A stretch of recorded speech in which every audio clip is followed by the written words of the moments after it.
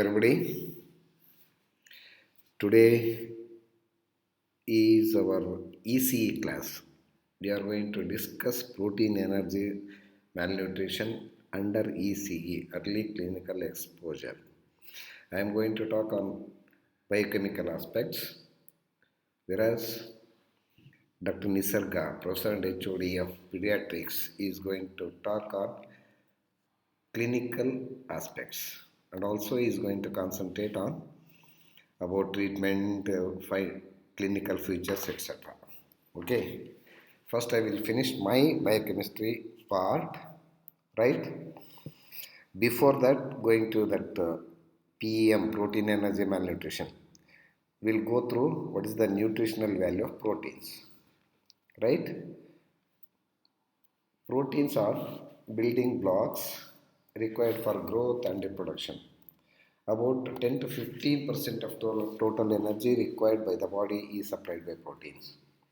When sufficient carbohydrates are present in the diet, proteins are not used for energy purpose. This is called as protein sparing effect of carbohydrates. During starvation, amino acids are used for energy. Other functions of proteins are they plays an important role in muscle contraction, transport of various substances, defense mechanism, respiratory function, and structural role, and also plays an important role in acid base balance. Coming to proteins present in the diet, animal proteins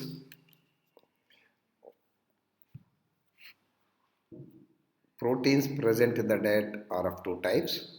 Animal proteins, these are high biological value proteins like meat, fish, egg and milk. Whereas vegetable proteins belongs to second class proteins with low biological value. Examples for vegetable proteins are soya bean, cereals, pulses are the major vegetable proteins. Recommended daily intake of proteins is about adult males requires about 55 grams of proteins per day. Adult females requires 45 grams of proteins per day, whereas during pregnancy and lactation it is increased, requirement is increased about 60 grams per day. Children requires about 2 grams per kg body weight per day. Coming to amino acid composition of proteins, as you all know, proteins are made up of 20 standard amino acids. Of course, 21st amino acid is selenocysteine, which is a selenium containing N protein. Depending upon the nutritional requirements, they are classified into essential, semi-essential and non-essential. I don't want to go in detail. Already you are perfect with these, the essential and non-essential amino acids. Among 20 standard, there are 8 essential and 2 are semi-essential and the remaining 10 are non-essential amino acids. The semi-essential amino acids are phenylalanine, threonine, tryptophan, lysine, leucine, etc. Coming to limiting amino acids, certain proteins are deficient. Of course, this question was asked so many times for 3 marks. Limiting amino acids. You have to write what do you mean by limiting amino acids. Examples, right? Limiting amino acids, certain proteins are deficient in one or more essential amino acids. If these proteins are supplied to an animal or a person, there will be a failure of growth and weight gain also. The essential amino acids that are deficient in a particular dietary protein are called as limiting amino acid. So, coming to the definition, limiting amino acid is that amino acid which limit the weight gain and development when such a protein is supplied to a person is called as limiting amino acid. For example, pulses, the protein pulses are deficient in methionine but rich in lysine, whereas cereals are deficient in lysine but rich in methionine. Similarly, fish oil is deficient in tryptophan, millets and meats are deficient in methionine, rice is deficient in lysine and methionine. This problem may overcome by taking a mixture of proteins in the diet. Combination of pulses and cereals will cancel each other deficiencies like chapati and dal and becomes first class proteins. Coming to nitrogen balance, again it's a very common 5 marks question in the examination. I think this was already discussed under protein metabolism under the heading properties of amino acids. Okay, anyhow, nitrogen balance is defined as quantitative difference between nitrogen intake and nitrogen output. A person is said to be in nitrogen balance or equilibrium when the intake of nitrogen equals that of excretion through urine, feces and skin. Nitrogen balance is expressed in grams of nitrogen per day.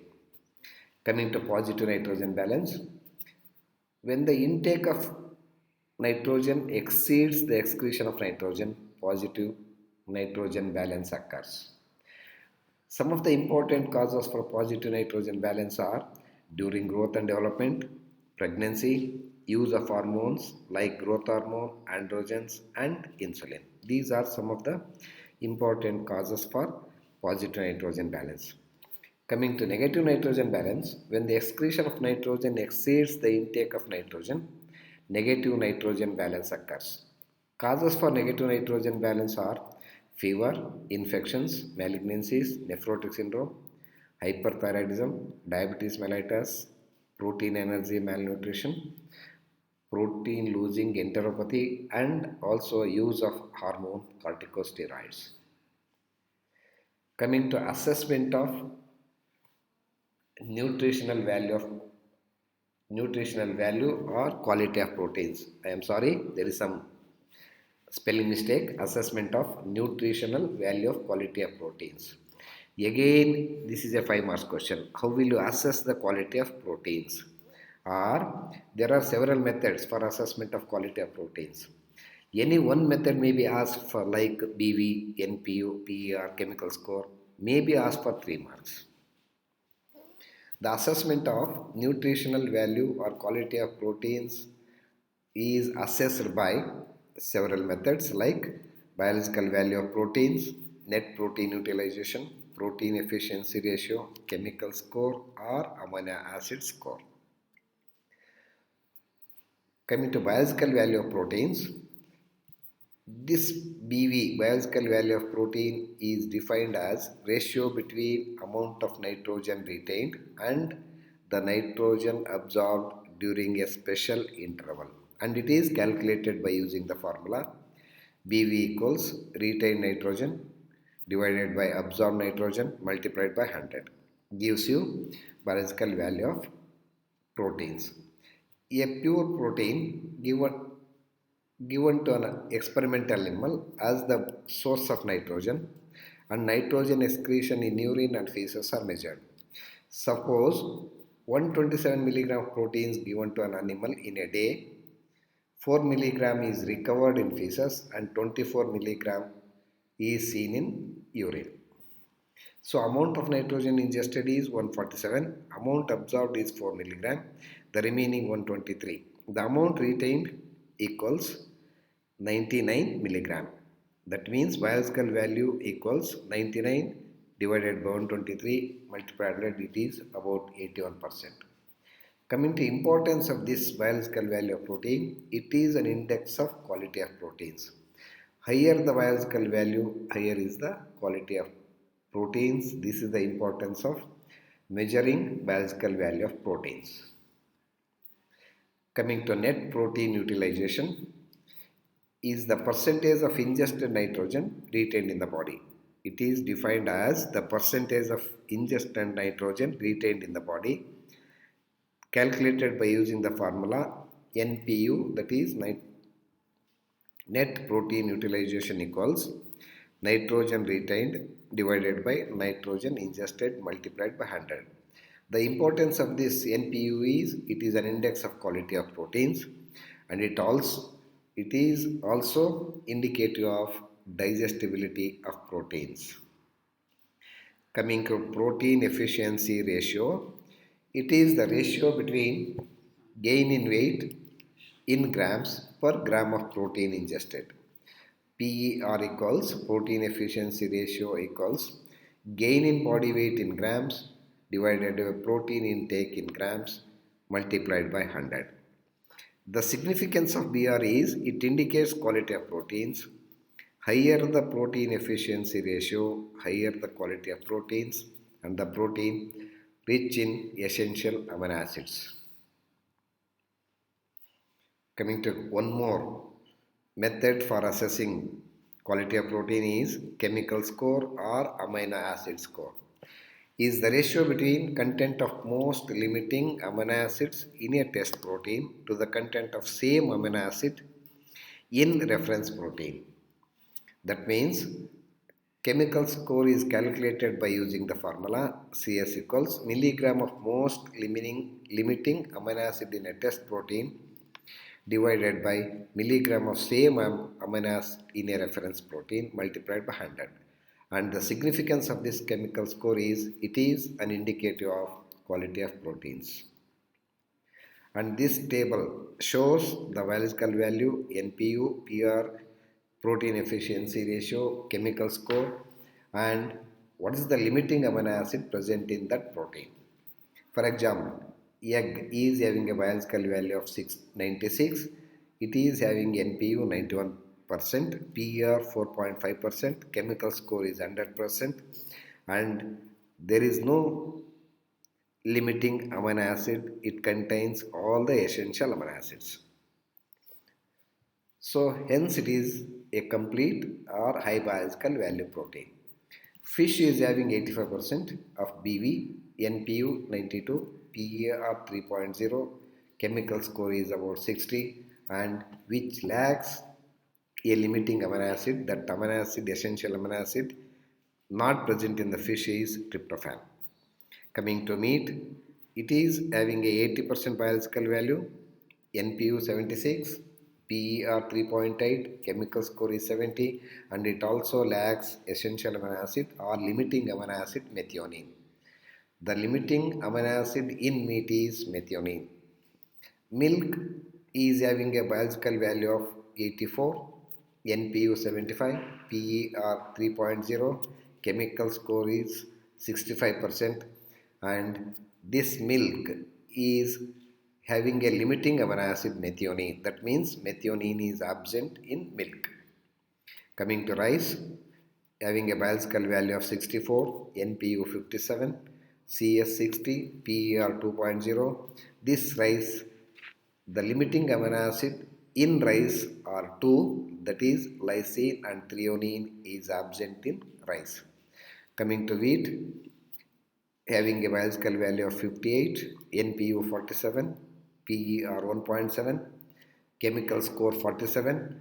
It also does not contain essential amino acid, lysine and threonine. So the limiting amino acids in wheat are lysine and threonine. Coming to disorders associated with dietary proteins. This I am going to touch upon definition and biochemical changes only, because remaining things Dr. Nisarga is going to continue after my speech, okay? After my class. PM is the most common nutritional disorder associated with proteins. PM is one of the most common nutritional disorder associated with proteins in developing countries like India, especially in early childhood. There are two extremes of PM. I don't want to go in detail. What do you mean by PM? What do you mean by PCM? Earlier it was called as PCM, protein calorie malnutrition. Now it is replaced by PEM, protein energy malnutrition. I think Dr. Nisarga is going to tell in detail about this PEM, PCM, what is the difference, why it is called as PEM nowadays, right? He will tell in detail, okay? There are two extremes of PEM, marasmus, kwashiorkor, and also one more type, marasmus, kwashiorkor, combination of marasmus and kwashiorkor. Coming to definition for marasmus, it is, Marasmus is most common than kwashiorkor, and it is primarily due to deficiency of calories and secondarily to deficiency of proteins. Whereas kwashiorkor is mainly due to deficiency of proteins along with inadequate calories. Whereas marasmus kwashiorkor refers to combined form of protein energy malnutrition and is characterized by muscle wasting, which is this muscle wasting is a characteristic feature of marasmus, and edema, which is a characteristic feature of kwashiorkor.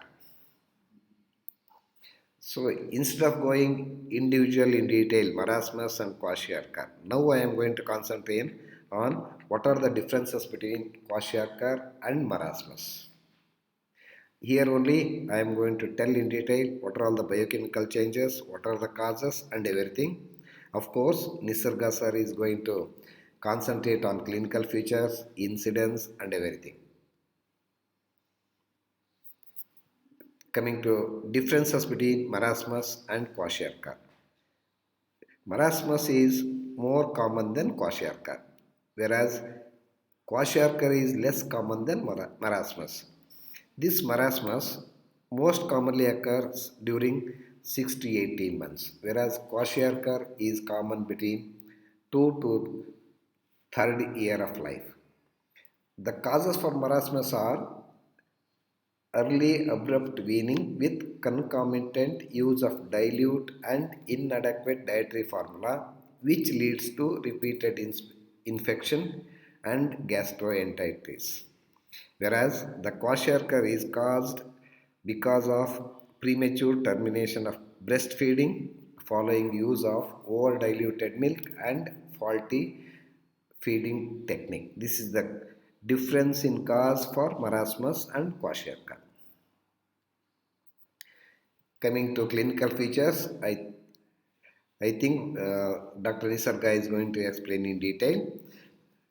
Okay, clinical features in marasmus are there is a marked loss of weight and loss of subcutaneous fat, wasting of muscles leading to emaciation, infant is hungry and cries continuously, diarrhea is most common, skin becomes thin, flaccid, wrinkled, the mouth and mucous membranes become reddish, hair becomes thin and lustrous, edema is absent. This is very important difference in clinical features.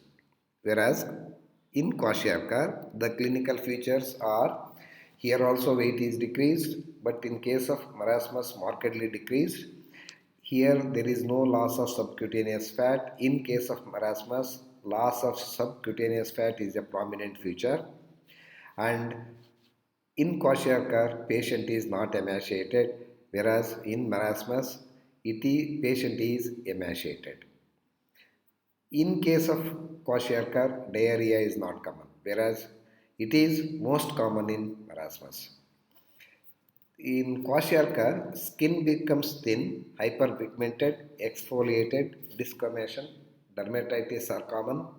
Hair becomes thin, dry and brown and reddish color. One more difference between marasmus and kwashiorkor is edema. In case of kwashiorkor, edema is a characteristic feature because it is mainly due to protein deficiency. Whereas in marasmus, edema is absent. Sometimes they are going to ask for 5 marks only for this question, biochemical changes in marasmus and kwashiorkor, right? Some of the important biochemical changes in marasmus are hemoglobin and hematocrit values are slightly decreased, whereas in case of kwashiorkor there is mild to moderate anemia. And second biochemical change is BMR decreased. In case of marasmus, here in case of kwashiorkor, it may be low. BMR may be low. In case of marasmus, this is the most important biochemical changes both in marasmus and kwashiorkor, right? Total serum proteins are slightly decreased, about 5 to 6 grams per deciliter. Albumin is also slightly decreased, 3 milligram per deciliter. AG ratio remains normal in case of marasmus. But in case of Kwashiorkor, AG ratio is altered because total serum proteins very much decreased. The total serum protein concentration may goes below 5 gram per deciliter, and there is severe hypoalbuminemia in case of Kwashiorkor. That means albumin concentration may go below 2 grams per deciliter. AG ratio is altered in case of Kwashiorkor but not in case of marasmus. In general, in case of PEM, AG ratio is altered. Hence, because of total protein 5 milligram and albumin concentration 2 grams per deciliter, edema occurs, which is a characteristic feature of Kwashiorkor. Some of the other biochemical changes are lipid profiles remains normal in marasmus, whereas in case of Kwashiorkor, total cholesterol, triglycerides, lipoproteins are decreased. In case of marasmus, there is no fatty liver. In case of Kwashiorkor, fatty liver is most common. There is hypoglycemia is not a feature of marasmus, whereas hypoglycemia is common in Kwashiorkor. In case of marasmus, serum electrolytes and serum enzymes remains normal, that means not altered. In case of Kwashiorkor, serum electrolytes are altered and also there is an alteration in serum enzymes. Hypoglycemia is common, of course. There may be hypokalemia, decreased potassium, and also there may be hypomagnesemia. In case of Kwashiorkor, serum enzymes like amylase, ALT, AST are decreased. Marasmus, it is having a very good prognosis. That means prognosis is good in marasmus, whereas in Kwashiorkor, prognosis is not so good. So now I will invite Dr. Nisarga to continue on PEM. Right? Thank you.